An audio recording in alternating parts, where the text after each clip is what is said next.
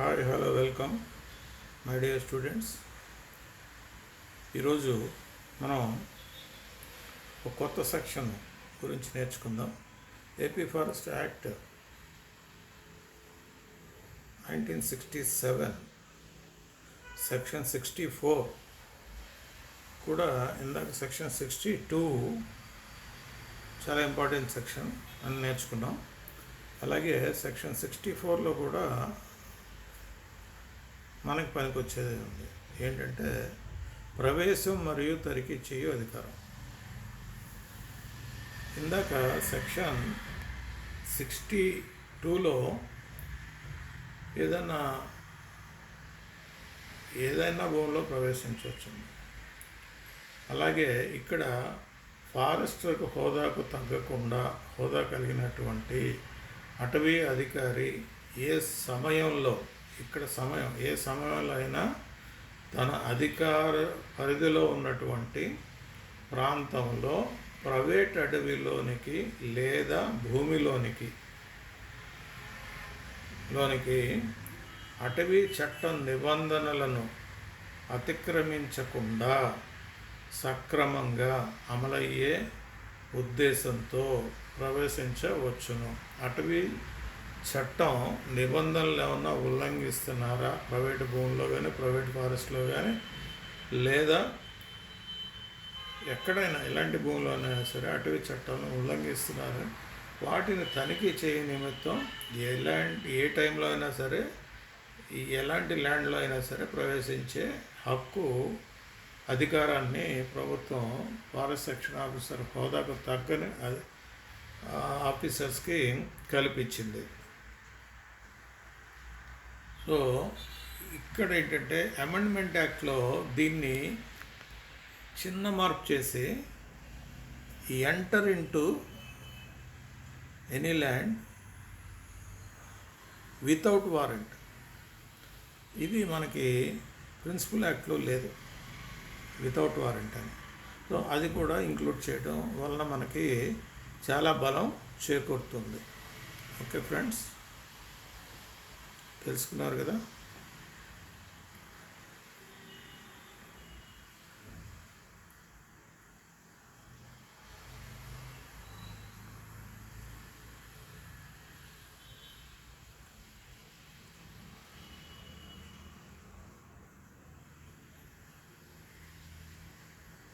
ఇప్పుడు సెక్షన్ 68 గురించి తెలుసుకుందాం.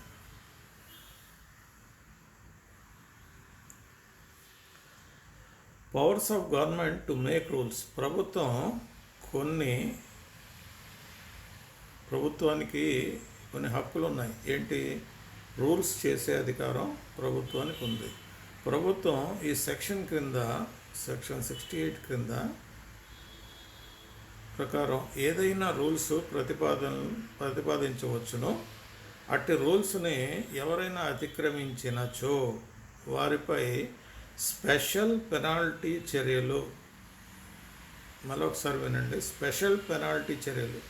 ఇవేంటంటే ఇవి రెగ్యులర్ పనిష్మెంట్స్ కాదు, స్పెషల్ పెనాల్టీ చర్యల కింద, ఎడిషనల్ చర్యల కింద 1 నెల జైలు శిక్ష, 500 రూపాయల జరిమానా లేదా 2 కూడా విధించవచ్చు.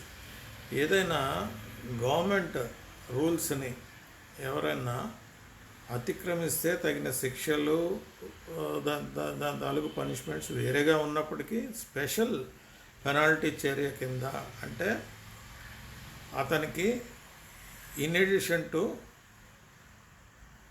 ఒరిజినల్ పనిష్మెంట్ స్పెషల్ పెనాల్టీ చర్య, ఇంకా జాగ్రత్తగా ఉంటాడన్న ఉద్దేశం మీద స్పెషల్ పెనాల్టీ చర్య కింద 1 నెల జైలు శిక్ష, 500 రూపాయల జరిమానా 2 కూడా విధించవచ్చు. దీన్నే ఫారెస్ట్, ఇది ప్రిన్సిపల్ యాక్ట్లో ఉంది. ఇదే forest amendment act 2016 and section 68లో సబ్సెక్షన్ 4లో ఏముందంటే జైలు శిక్షని 6 నెలల నుంచి 5 సంవత్సరాల వరకు పొడిగించారు. అలాగే జరిమానా 20,000 రూపాయల వరకు విధించవచ్చని ఉంది. దీన్ని బట్టి స్పెషల్ పెనాల్టీ చర్యలు కూడా ఇంత కఠినంగా ఉంటాయి. మామూలు పెనాల్టీ కాకుండా స్పెషల్ పెనాల్టీ చర్యలు కూడా చాలా కఠినంగా ఉంటాయని తెలుస్తుంది. ఓకే ఫ్రెండ్స్, ఇది సెక్షన్ 68లో. అదే సెక్షన్లో ప్రభుత్వ నిబంధనల్ని ఒక నోటిఫికేషన్ ద్వారా ఏర్పాటు చేస్తుంది నిబంధనలు. అది ఆ నిబంధనలో కొన్ని ముఖ్యమైనవి ఏంటంటే, ఫారెస్ట్ సెటిల్మెంట్ అధికారిని నియమించడం, అతన్ని అనుసరించాల్సిన పద్ధతుల్ని దానిలో ఆ నిబంధనలో తెలియజేయటం, అలాగే ఇన్ఫార్మర్స్కి ఇవ్వాల్సినటువంటి రివార్డ్స్ని నియంత్రించవచ్చు. అలాగే ఈ సెక్షన్లో ఆర్ఎఫ్కి 30 కిలోమీటర్ల దూరంలో గల స్థలంలో ఉచ్చులు పెట్టడం కానీ, నీటిని కలుషితం చేయటం కానీ, విషపూరితం చేయటం కానీ నియంత్రించవచ్చు.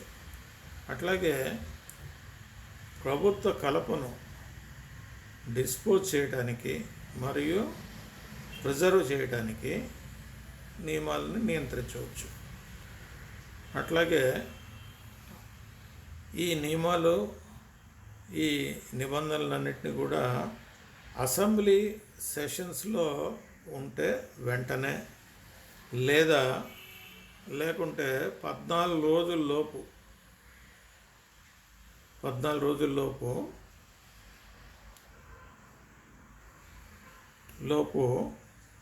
సెషన్స్ ఉన్నప్పుడు ప్రవేశపెట్టి ఆమోదం తీసుకోవాలి. ఇలాంటి నిబంధనలన్నీ కూడా సెషన్స్లో పెట్టి ఆమోదం తీసుకోవాలి. అలాగే సెక్షన్ 68తో పాటు ఫారెస్ట్ అమెండ్మెంట్ యాక్ట్ 2016లో ఎడిషనల్గా ఒక సెక్షన్ యాడ్ అయింది. దాని పేరు సెక్షన్ 68A. ఇది కొత్తగా వచ్చినటువంటి section in amendment act.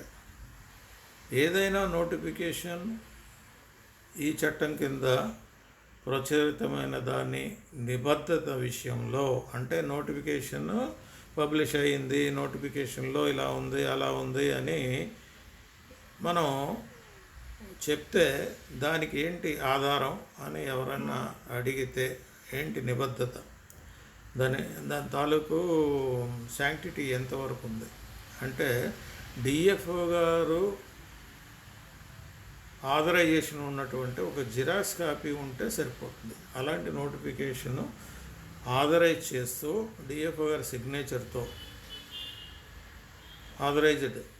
Authorisation ఇస్తూ ఒక జిరాక్స్ కాపీ చూపించగలిగితే ఆ నోటిఫికేషను కరెక్ట్ అని తేలిపోతుంది. అంటే కరెక్ట్ అని చెప్పడానికి అదొకటే నోటిఫికేషను. అది కరెక్టా కాదా అని అనుకోక్కర్లేదు. డిఎఫ్ఓ గారు ఆథరైజేషన్ ఉంటే చాలు. సో ఇక్కడ ప్రభుత్వం సెక్షన్ 18, 19, 21, 24, 25 మరియు 61 కింద ముఖ్య సంరక్షణ అధికారికి లేదా తాను నిర్ణయించినటువంటి ఇతర అధికారులకు నోటిఫికేషన్ ద్వారా అధికారాలను దాఖలు చేయవచ్చు. అంటే అన్ని అధికారాలు కూడా అటవీ సంరక్షణ అధికారి చేపట్టలేడు కాబట్టి తనకు ఉన్న పవర్స్ సెక్షన్ 69 ప్రకారం కింద వాళ్ళకి దాఖలా పరచవచ్చు. ఇలా పరచడానికి సెక్షన్ 68 ఆధారం. సో దాన్ని అమెండ్మెంట్ యాక్ట్లో ఏమైందంటే సంరక్షణ అధికారి బదులు, అంటే కన్జర్వేటర్ బదులు chief conservator of forest, principal chief conservator of forest బదులు principal chief conservator of forest అని మార్చుకోవాలని అమెండ్మెంట్ యాక్ట్లో ఉంది. అంటే ఏంటి, principal chief conservator of forest కానీ కన్జర్వేటర్ ఆఫ్ ఫారెస్ట్ కానీ తాను అధికారాలని కింద వాళ్ళకి దాఖలా పరచవచ్చును. ఇది ఈ సెక్షన్ తాలూకు ఆధారం చేసుకొని. అలాగే సెక్షన్ 70లో ప్రభుత్వానికి బాకీ పడిన ధనం రికవరీ చేయుట. ఈ చట్టం కింద మేజిస్ట్రేట్ విధించిన జరిమానాలు తప్ప, కోర్టులో విధించబడినటువంటి జరిమానాలు తప్ప ప్రభుత్వానికి రావాల్సినటువంటి డబ్బులు అంటే కాంట్రాక్ట్ నియమాలను ఉల్లంఘిస్తే అతనికి వేసిన ఫైను లేదా కాంట్రాక్ట్ అమౌంటు అతనికి చెల్లించినటువంటి డబ్బులుని వసూలు చేయటం, అట్లాగే ఏదైనా వర్క్ ఎగ్జిక్యూషన్లో రికవరీ వస్తే దాన్ని డబ్బుల్ని కలెక్ట్ చేయటం, టెండర్లు సంబంధించి టెండర్ ఎగ్జిక్యూట్ చేసినప్పుడు 1/4 అమౌంట్స్ లేదా full amount tender amounts tender rules ప్రకారం కలెక్ట్ చేయటం, వసూలు చేయవచ్చు. అలాగే ఫీజు వసూలు చేసినప్పుడు కలప లేదా ఫలసాయానికి బాకీ కింద ఫలసాయాలని తన కస్టడీలో ఉన్నటువంటి ఫీజు కింద అంటే జస్ట్ అటవీ నేరంలో ఏదైనా కేసు ఉందనుకోండి, దానికి ఎంత ఫీజు అని చెప్పి నిర్ణయం జరిగిందనుకోండి. ఫీజు అంటే కాంపౌండింగ్ ఫీజు అని నిర్ణయించిన తర్వాత ముద్దాయి ఆ డబ్బులు కట్టలేదనుకోండి, జప్తు చేసినటువంటి అటవీ ఫలసాయాన్ని కానీ కలపని కానీ అమ్మి అది బాకీ కింద జమ చేసుకోవచ్చు. ఇది ఈ సెక్షన్ కింద ఉన్నటువంటి పవర్. ప్రభుత్వంకు జమ చేయాల్సిన నగదు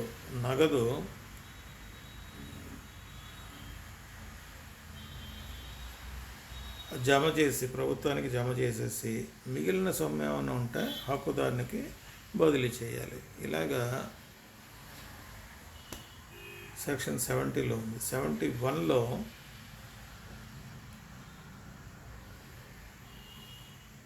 ఒకవేళ ప్రభుత్వానికి ఏదైనా భూమి అవసరం అయితే ఆ భూమిని ల్యాండ్ అక్విజిషన్ యాక్ట్ 1894 చట్టం కింద సేకరించడం ప్రజా ప్రయోజనాల కొరకు అవసరమైందిగా భావించబడుతుంది. ఈ రకంగా మనం ప్రభుత్వానికి ఏదైనా భూమి అవసరమైతే ల్యాండ్ అక్విజిషన్ 1894 చట్టం కింద సేకరించవచ్చును. దాన్ని ప్రజా ప్రయోజనాల కొరకు అని భావించబడుతుంది. అలాగే